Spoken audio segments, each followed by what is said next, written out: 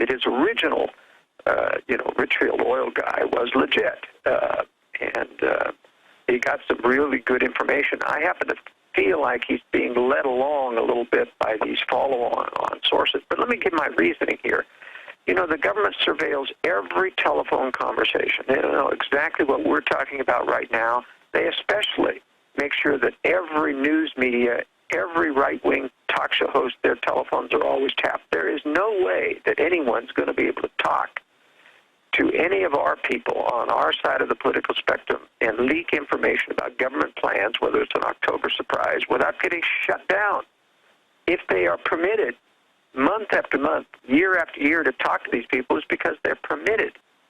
And that's what we've got to be careful of, is that these, I'm very, very careful when someone calls me up on the phone and says I claim to be an insider source or I'm working inside. Because sure, I mean, sometimes I get calls from high-level Council on Foreign Relations people, off record. I mean, these are real people. I'm not getting anonymous stuff. I mean, I get some pretty crazy confirmed, people, but you can usually tell. And sometimes they'll just outright threaten you, like they're acting like you're your friend. They're like, "I think your family's going to be all right as long as you don't go too far." I mean, at the level I'm at, I really do get these calls.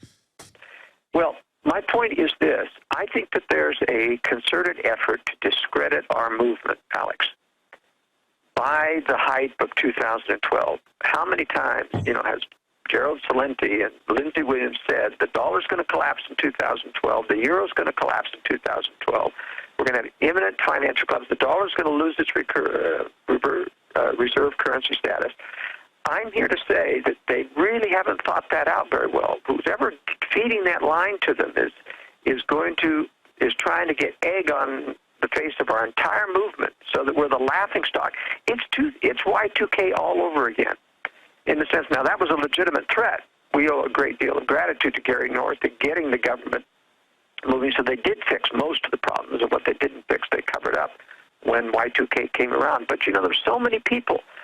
And I consulted in this with people saying, I said, don't cut your finance, don't go off into the boonies without any financial things, because, this thing is going to get fixed. Oh, listen, this is what happened with me with Y2K. I thought, sure, there's computer system problems, but it's hyped.